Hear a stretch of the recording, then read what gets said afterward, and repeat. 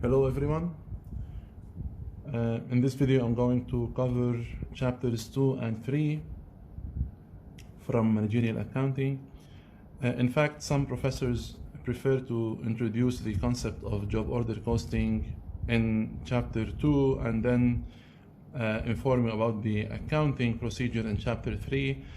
Personally, I prefer to merge both chapters together because I believe that the sequence of ideas follows naturally, and they must be, or should be, or preferably they should be explained in one session or one lecture. So it might be a dense lecture, however things will be smooth and logic will flow naturally. In the previous lecture in chapter 1, I highlighted the importance of costing in managerial accounting. In fact, the most important concept in managerial accounting is to determine the cost of manufacturing an item. Any item, whether a pen or an aircraft, we need to determine as accurate as possible the cost that I'm incurring when manufacturing that item. Now, so our main objective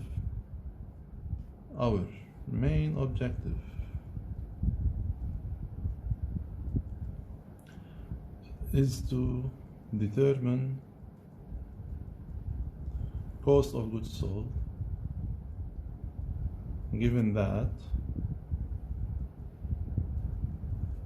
we as a company we manufacture our goods or inventories instead of purchasing them from a retailer or a wholesaler. Okay? Now, we know that the cost of any item or any, let me stick to item, includes three parts: direct material, direct labor, and manufacturing overhead. Those are easy to trace or determine, and this one, it's not easy at all to trace or determine its value. Now, assume that you're a company that manufactures buses, okay? An automotive company in the automotive industry, and you manufacture buses. And you received an order from the government that they would like you to manufacture for them 300 buses. So this is the order, 300 buses. You know that this bus will include some direct material at some cost, whatever the cost is. And each bus of these 300 will require a specific number of hours at a specific wage, hourly wage. So this is also, those two can be more or less determined accurately and easily. The third item, the manufacturing overhead, is an item that cannot be easily determined. In fact, this item must be predetermined. And when we say predetermined, we are actually estimated. Why estimated? Because when you receive this order from the government or from any other party, you need to give a price quotation. So you will tell them that, okay, 300 buses is a good deal. I would offer you this amount of, at this price per bus. This price that you specify per one item is basically a function of the cost. You cannot give a price that is too high so that you don't lose the opportunity, and at the same time you cannot give a price that is too low and eventually you end up making losses. So you need to determine the cost first and then price upon it. Okay, To determine the cost before the manufacturing process starts, you know the direct material and direct labor, given that you are an established company, you need to estimate the manufacturing overhead. And this is why we call it predetermined manufacturing overhead. Now,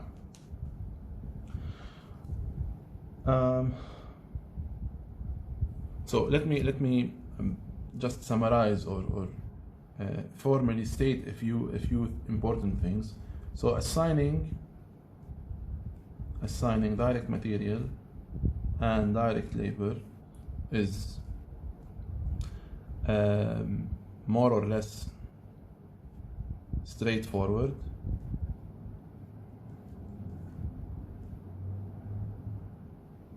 Okay. However,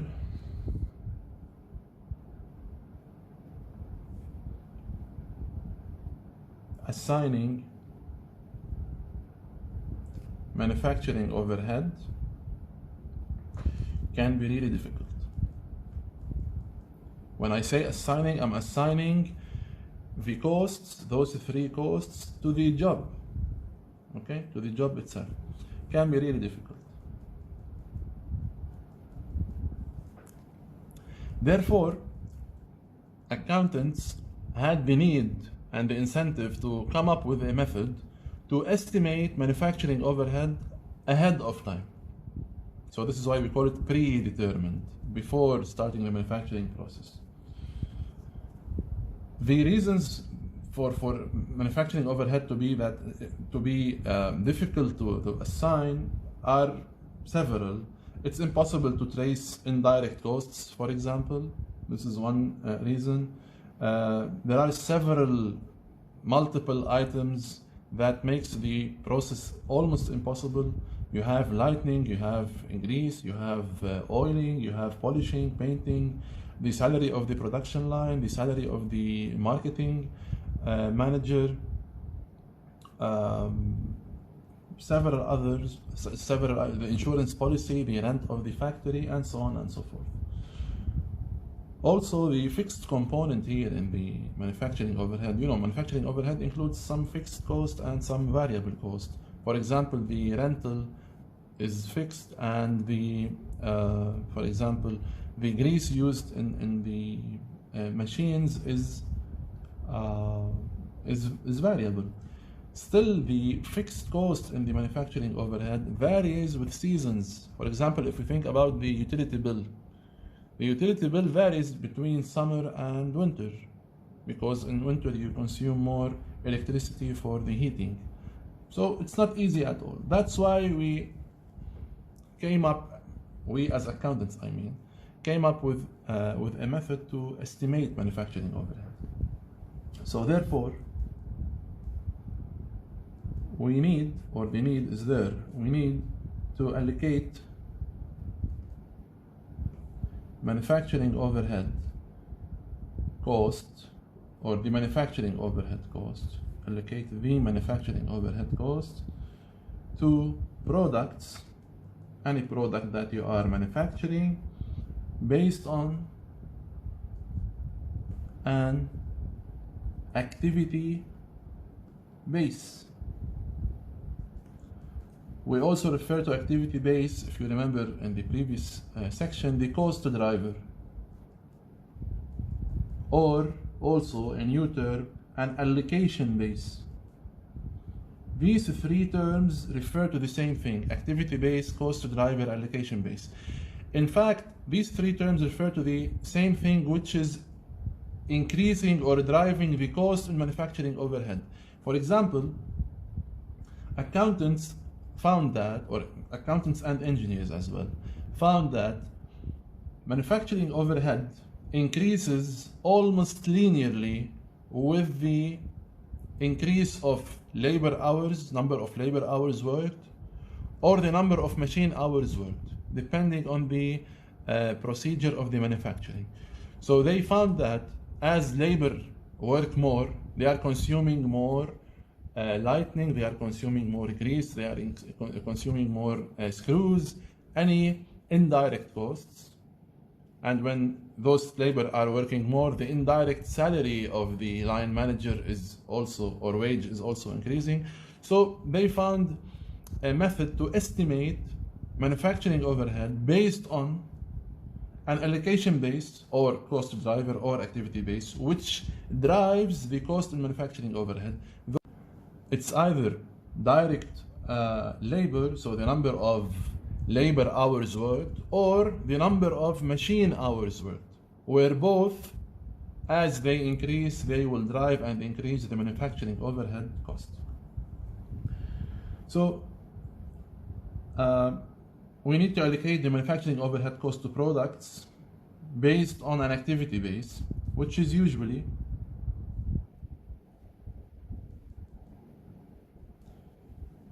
labor hours or machine hours. Okay, those two. Now you might ask me, couldn't it be both of them? I'd say yes, it can be both of them and even more. We will see this in activity based costing system, which is chapter 7. So, but to this point, we will either use labor hours or machine hours. So let's take an example of how we can compute manufacturing overhead based on one of those two cost drivers or allocation bases. So the example says, assume that the manufacturing overhead in the last year was actually the total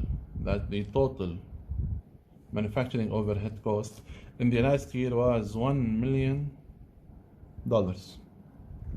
Okay? And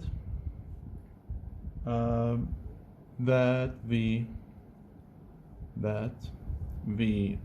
total number of worked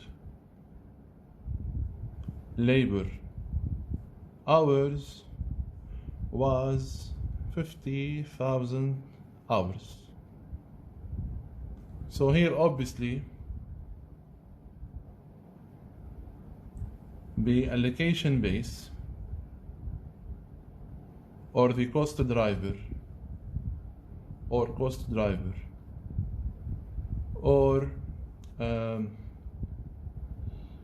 the allocation base, or activity base. I'm always using the three of them so that I make sure that you have it in mind that those three refer to the same term or the same concept. So the allocation base or the cost driver or the activity base is labor hours. So the manufacturing overhead cost increases as labor hour or hours increase. So here also assume that a new job is assigned and it requires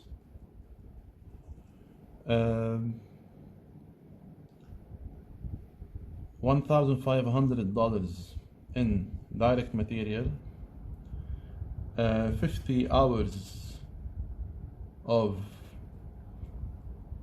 labor at $10 per hour. This is the hourly wage. The question says compute the cost of the job or the total cost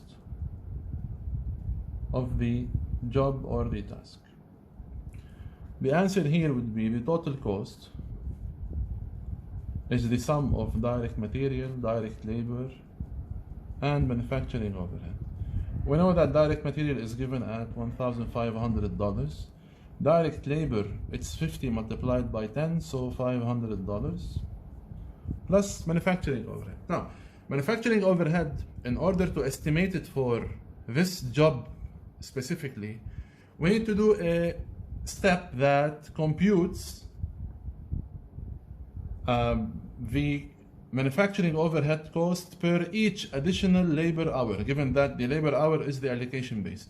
So what we need to do here is basically divide the total cost, total manufacturing overhead cost, over the total allocation base, which is the 50,000 hours worked in the previous year.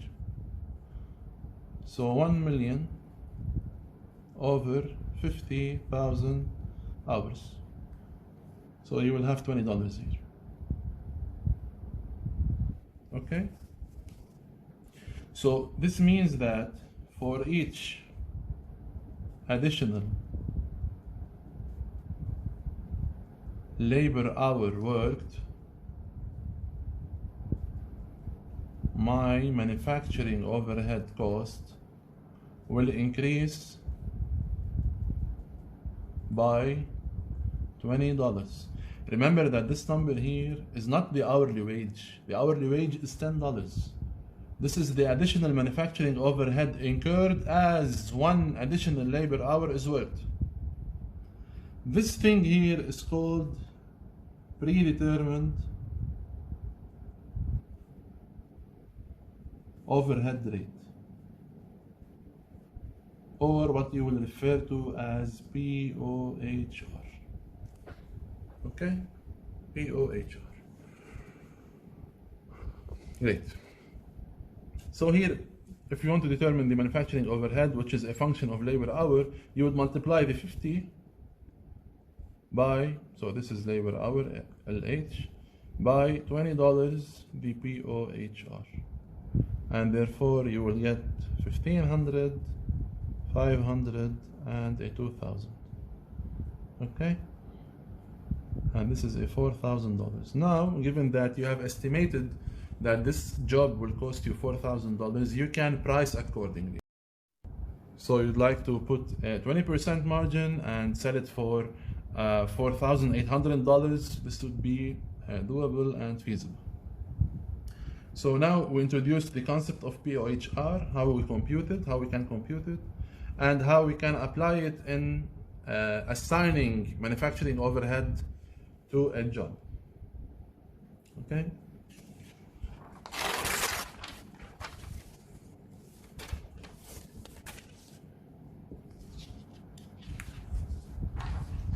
Now, to formalize things, the first thing we need to do when to apply manufacturing overhead costs, step number 1, calculate the predetermined overhead rate, POHR, which is equal to the total manufacturing overhead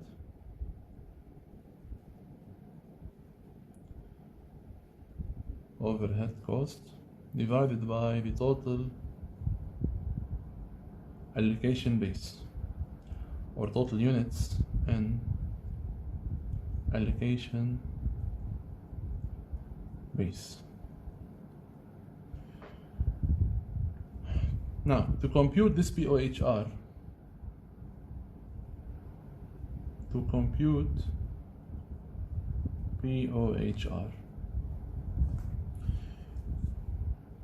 you need to determine the total manufacturing overhead cost. Call this total cost Y. Remember, in the previous lecture we introduced how we estimate the cost function for a mixed cost. This Y is a function of a fixed component for manufacturing overhead plus a cost driver multiplied by some slope. So here Y is the estimated overhead, total manufacturing overhead cost, and X is the estimated amount of allocation base. A is the fixed manufacturing overhead cost, or the fixed component. F.MOH is the fixed component of manufacturing overhead cost, and B is the estimated variable, or the variable, let me call it like this, variable manufacturing overhead cost per one additional unit in X. Okay, when you get this, you will eventually end up with a POHR which is equal to Y over X, total manufacturing overhead divided by total units in allocation base, Y over X. Okay, eventually, number 2, the manufacturing overhead applied, I will get back to this term in a minute, is equal to the allocation base per job, whatever the job is, multiplied by POHR. And here, this second step is essentially what we did over here in the previous example. We multiplied the allocation base, which is the 50 labor hours, multiplied by the POHR, which is $20. So basically, we did step number 1 over here and step number 2 over here in my previous example. Okay? Now, when we say applied, as a matter of fact, we predetermine manufacturing overhead costs. So we apply manufacturing overhead to jobs, whatever the job is. At the end of the accounting cycle, or of the year, or the fiscal year, we can actually compute the actual manufacturing overhead cost that we incurred from the invoices. You can tell in somehow how much you consumed screws, how much you consumed the glue, how much you paid for the line manager, and so on and so forth. So you will have manufacturing overhead actual. But this can be only determined after the manufacturing process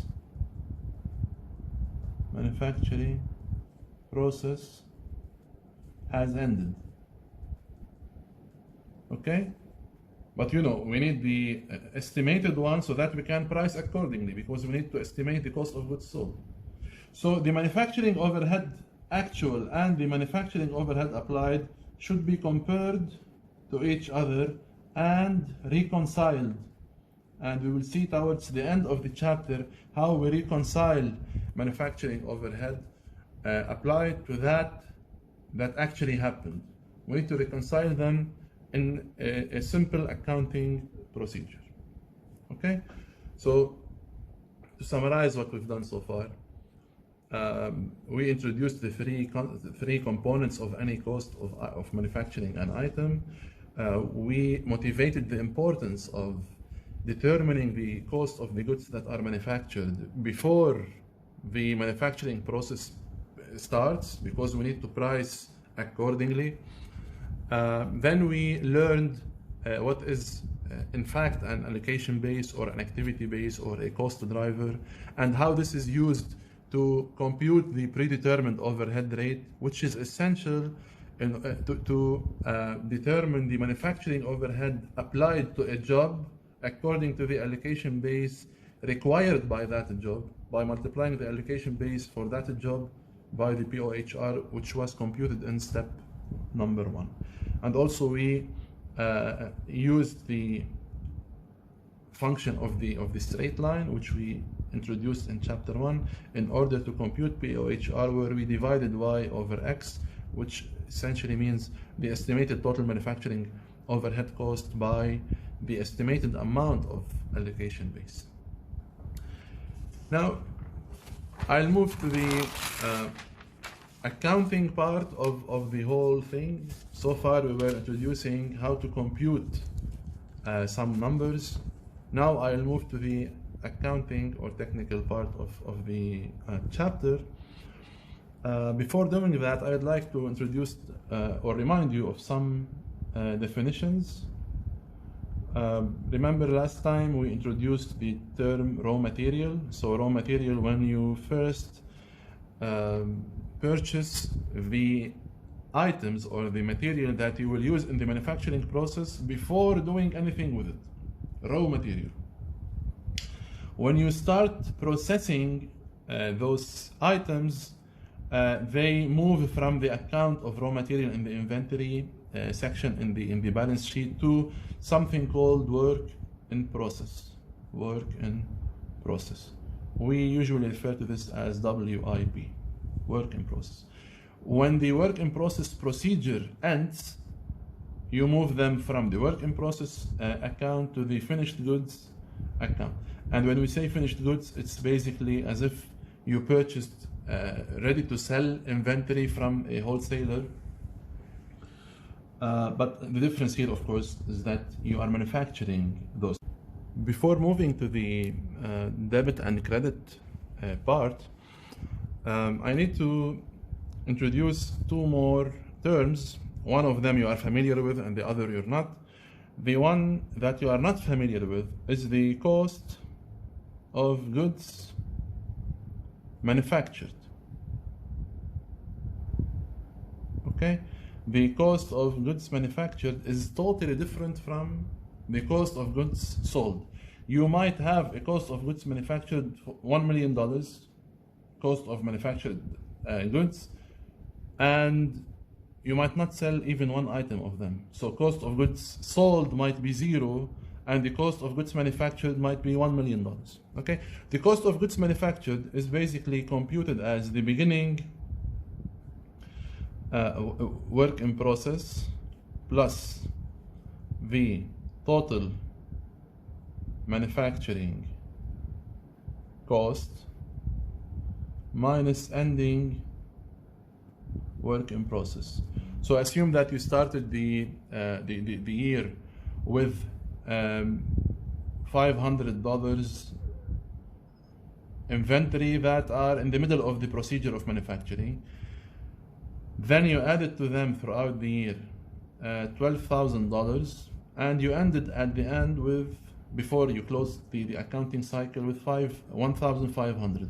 So how much in total you started manufacturing and ended manufacturing as a value? It's basically the beginning that you had plus whatever you added minus what you were left with. So here you will have an $11,000. This is the value that was transferred from work in process to where? To finished goods, because they are done manufacturing. We're done with manufacturing those items. Okay? So the cost of goods manufactured is the beginning work in process plus total manufacturing cost, which you added to the procedure, minus the ending work in process. And essentially, if I tell you in the exam, for example, that the value that was transferred from work in process to finished goods is X amount, you should know right away that it is the cost of goods manufactured. Now, the other term that I wanted to introduce, other than the cost of goods manufactured, which is, you already know, I suppose, is the cost of goods sold. Previously in financial accounting, in the periodic system, you used to say that it's the beginning inventory plus purchases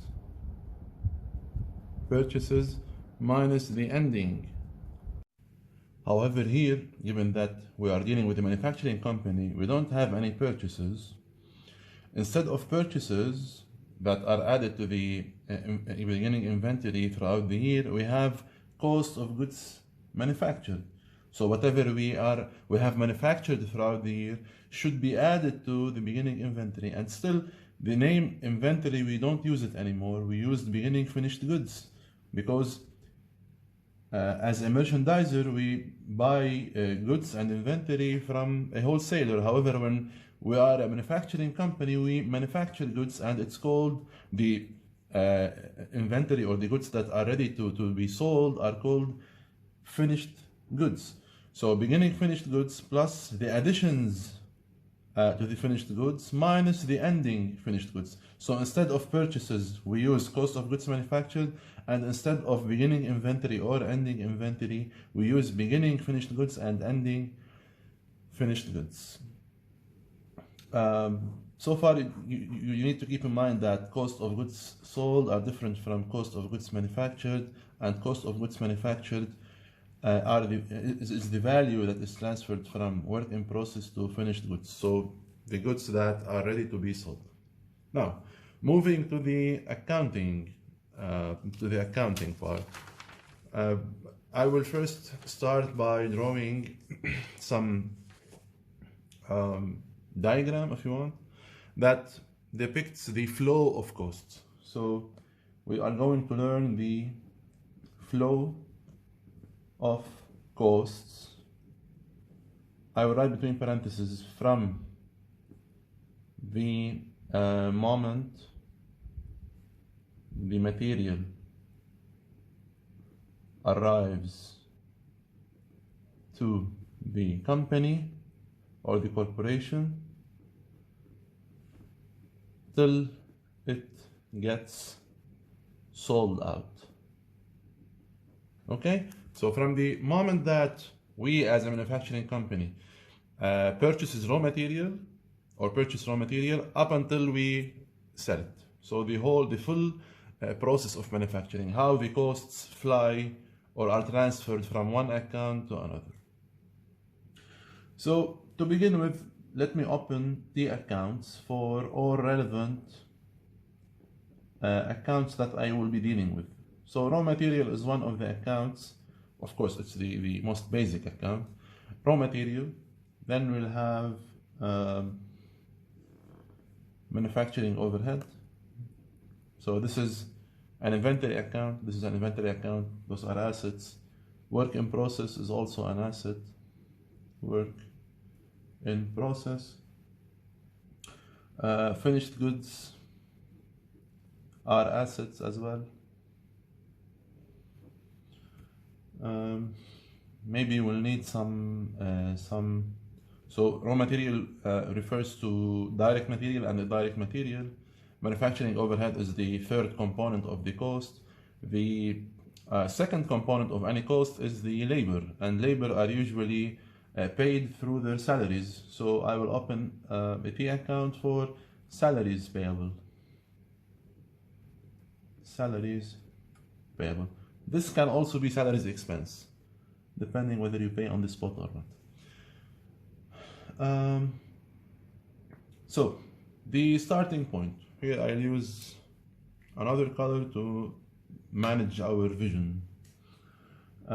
You purchase material, and given that raw material is an inventory account in assets, so you increase it by debiting it. Remember that debit is on the left and the credit is on the right. So you purchase material, so here we say material purchased, whatever the value is. Of course, always in accounting we use values, right? When you have it on the debit, something else should be happening on the credit. Usually you can either credit cash or credit accounts payable. So it's either a liability or your cash is decreasing. So here I'd say, just because it's not part of the cost, I will not open the account for it. I would say credit accounts payable over cash. Okay, this is step number 0. Step number 0. Step number 1 is the issuance of raw material as a direct material that is transferred from this account to work in process. So we started the procedure of manufacturing. So you will credit raw material, you are deducting raw material and adding to work in process. So direct material goes from raw material and it's added to work in process. And this is the first one, the step number 1. Okay, this is step number 1. Then some of the material that you have purchased, the raw material that you have purchased, is indirect material, something that should be added to the manufacturing overhead account. So it will leave the raw material and it will be added to manufacturing overhead. So this is indirect material. Okay, so this is step number 2. Now, you know that work in process also needs some labor, so direct labor. This direct labor basically is paid through salaries. So if you want to add here direct labor as a cost, it should be, the company should be liable to its employees. So direct labor will appear on the credit side of payables, of liabilities, which increases liabilities. So we will do this as a third step. This is step number 3. Also, some indirect, sorry, here I made a mistake. This is not direct material, this is direct labor. This is direct labor. And some indirect labor should be added to the manufacturing overhead account, because such as the line manager's salary. This salary isn't a direct cost in the production process, however, it is part of the production process. It cannot be easily traced to each product that is being produced, but still it's part of the production process. So indirect labor should be added to manufacturing overhead. So we'll do that by adding to manufacturing overhead indirect labor. Now, as you can see, the raw material contributed to the production process by direct material that has been added to work in process, and indirect material that was added to manufacturing overhead.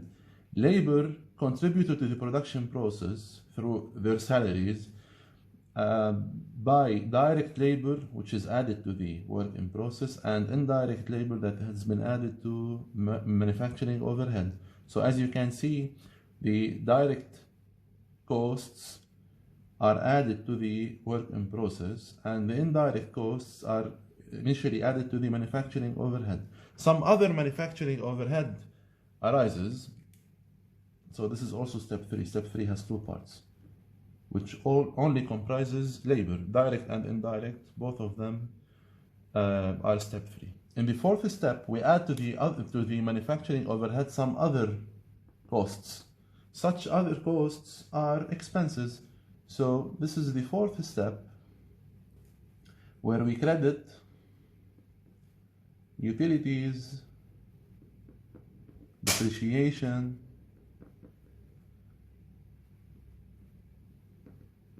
and taxes or tax expenses. Remember that expenses increase by credit. So we are adding to manufacturing overhead some cost or some value that is the sum of utilities expense, depreciation expense, and tax expenses, among others. Okay? So this is just like similar to this one. I'm treating it similarly because it's not a cost account. This is why I'm not opening a T account for it. This is step 4.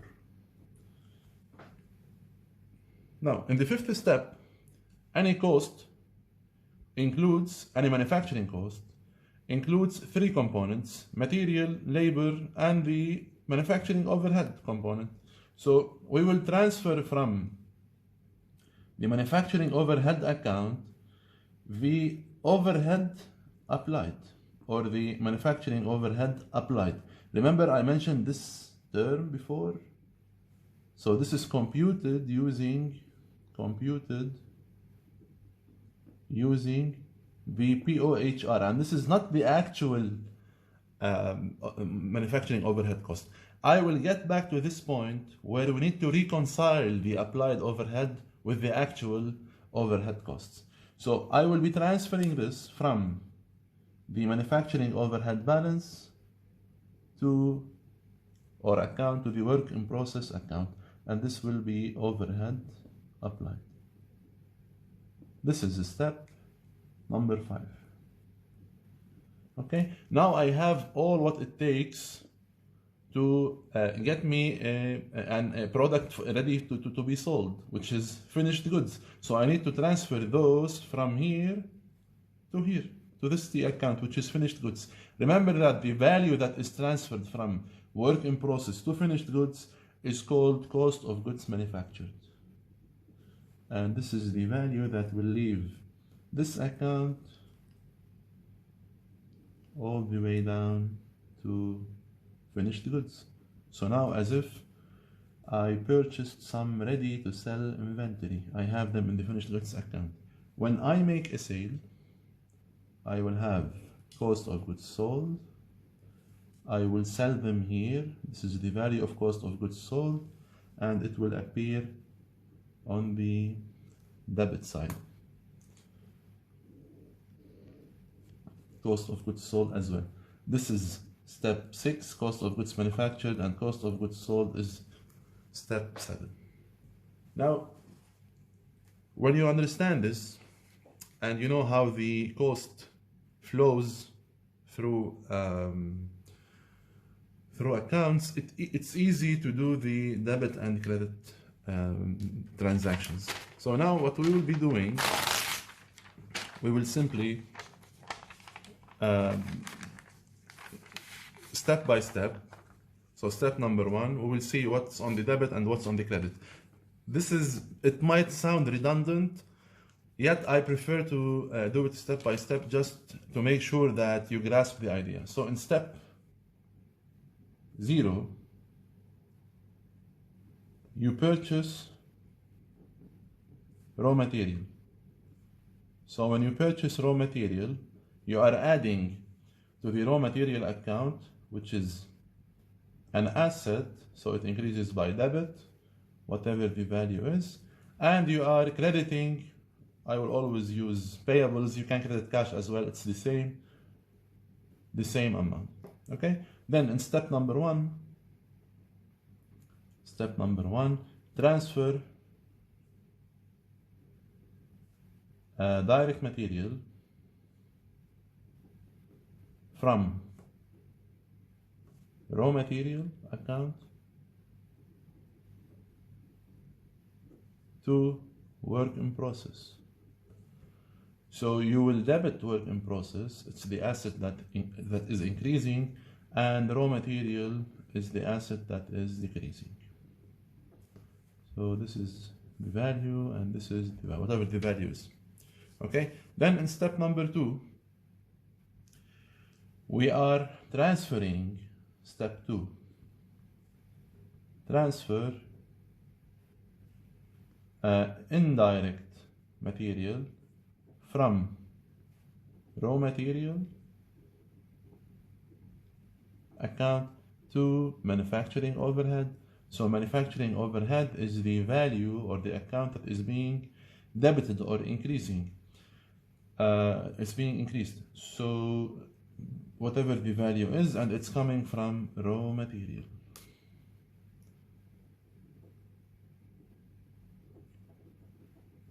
Now in step number 3, step 3 has 2 parts. Salaries payable is contributing to manufacturing overhead as indirect labor, and to work in process as direct labor. So what I'll be doing is that I'll debit the manufacturing overhead account as, I put between parentheses, this is indirect labor, and the work in process account as direct labor. Then the manufacturing overhead will take from salaries payable, and salaries payable will contribute to manufacturing overhead v indirect labor, while it will contribute to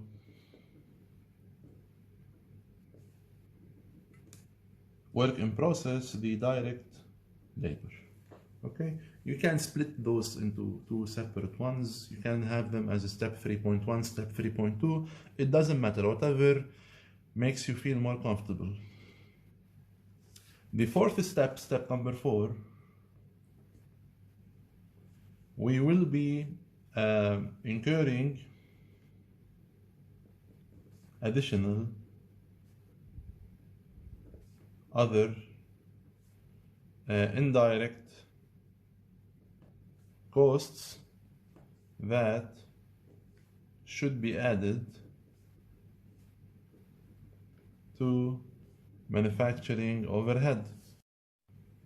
So in this case, we need to add to the manufacturing overhead account, which is an inventory account that increases by debit. We need to add other payables, such as utilities, taxes, and so on. Okay, so this is on the debit. Now, so this is step 4. We still have step 5, where we transfer the manufacturing overhead applied from the overhead account to the work in process, so that we have the 3 components of the cost, the manufacturing cost. Then we transfer the cost of goods manufactured to finished goods, and finally we make the sale.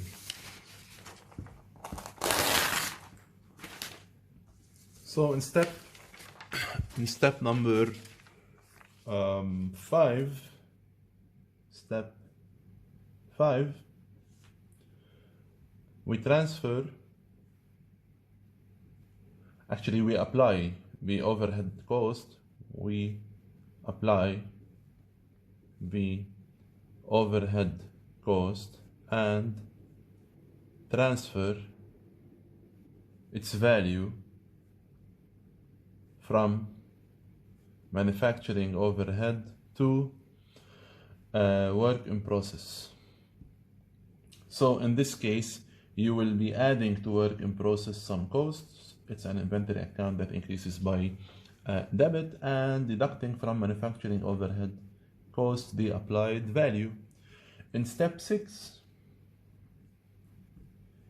now you have the 3 components of the cost, of the manufacturing cost,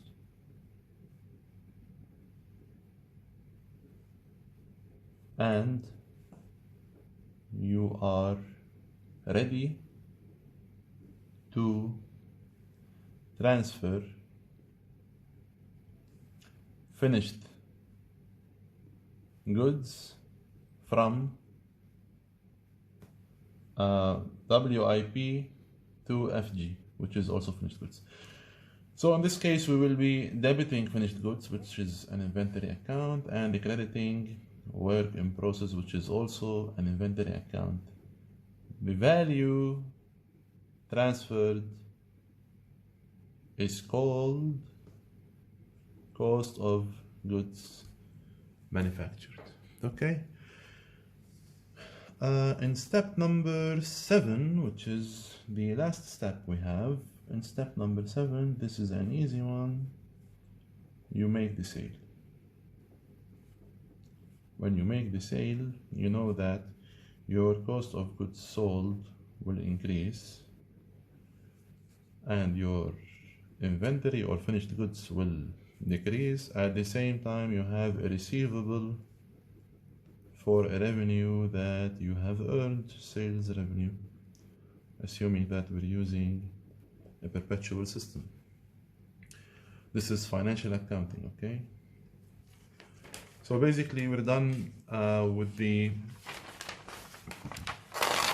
accounting procedure of the cost of the flow of costs in the manufacturing process under job order costing. We're left with one simple concept, that actually with 2 concepts. The one that I'm going to cover now, it relates or makes a link between all inventory accounts. So in what I'm going to cover now, it's called the schedule of costs of goods manufactured. So how we reach COGM? How can we reach COGM? How we can reach COGM? The beginning is always with raw material. So raw material. In raw material, in order to determine the raw material used in production, you need to start with beginning raw material. You add to it all purchases of raw material, of course, minus the ending raw material. In this case, you will be able to determine the value of raw material that is used in production. So this is raw material used in production. When we say used in production, it means that this is the value that has been transferred from the raw material account to work in process. Now, if we go to the manufacturing costs, so the manufacturing costs, it includes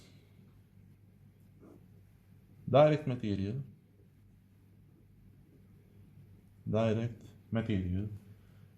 plus direct labor plus manufacturing overhead applied. When we say applied, again, it means that using the POHR, I write it between parentheses, using POHR, and this is not the actual manufacturing overhead, because as I mentioned before, we need the POHR to predetermine or pre-estimate manufacturing overhead before we start the production process. So the direct labor is simply given. The direct material is basically the raw material used in production. Now, when we add these three items to each other, which comprise, all of them together, comprise the total manufacturing cost, we can move forward to manufacturing cost. We can move forward to the work in process schedule. In the work in process, we have some beginning work in process from the previous period. You add to it total manufacturing cost, and this is the value that you get from here. Okay, minus ending work in process, you will end up with cost of goods manufactured, and this is the value that is transferred to finished goods, which is the last schedule under the inventory accounts. So we have beginning finished goods, you add to it cost of goods manufactured, and obviously you get it from here, minus ending finished goods, and this will give you how much you sold. So cost of goods sold. Okay, so this is the relation and the flow of costs among or across all inventory accounts. Now, turning to my last concept, I would like to get back to the concept of applied and actual manufacturing overhead. Now, assume that, to explain it using an example, assume that your manufacturing overhead applied is $52,000, and again, which you computed using POHR multiplied by the allocation base, or units in allocation base, to be more accurate. However, your actual manufacturing overhead turned out to be $50,000. Okay, so obviously here what happened, that my applied manufacturing overhead exceeded the actual manufacturing overhead, which I was able to figure out at the end of the cycle, because at the end of the cycle I'm able to get exactly the value of manufacturing overhead from the receipts and the expenses, of course. So here what happened, that the manufacturing overhead applied is greater than the manufacturing overhead actual, and therefore the cost of goods sold is higher than what it should be. Why is that? Because let me remind you that the cost of goods sold has three components: direct material, direct labor, and manufacturing overhead.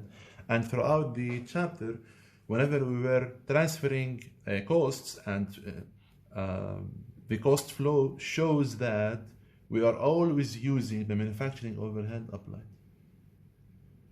So if the applied exceeded the actual by $2,000, I need to make an adjustment. When cost of goods sold is higher than what it should be, therefore my net operating income is understated. So I need to increase my net operating income by $2,000. How can I do that? I can do it by simply decreasing cost of goods sold. Okay, so to decrease cost of goods sold, which increases by cost of goods sold increases by debit, so I put cost of goods sold on the credit by $2,000, and I will debit the manufacturing overhead account by $2,000. If the opposite happens, assume that manufacturing overhead applied is equal to, just for as an example, $45,000, whereas the manufacturing overhead actual turned out to be $48,000. Therefore, my cost of goods sold should be higher by $3,000, and this means that my current net operating income is overstated. When the cost is lower than it should be, then the net operating income is overstated because the cost is negative. So to adjust for the under-applied manufacturing overhead, I should increase, or I should add $3,000 to cost of goods sold. So I'll do that by debiting cost of goods sold and crediting manufacturing overhead by $3,000, and this will get the net operating income back to its normal state. So this is the case of under applying the rate. So when I say under applied, it means that I under applied the POHR rate, and in the previous example, when my applied overhead was greater than the actual, it means that I over applied the rate, or the POHR. Okay, so over applied versus under applied. Whenever the applied manufacturing overhead is greater than the actual manufacturing overhead, it means that I over applied, it's greater. When it's lower, it means that I under applied.